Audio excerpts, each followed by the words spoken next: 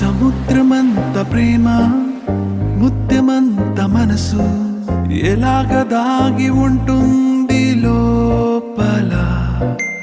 ఆకాశమంత ప్రణయం చుక్కలాంటి హృదయం ఇలాగ బయట పడుతోంది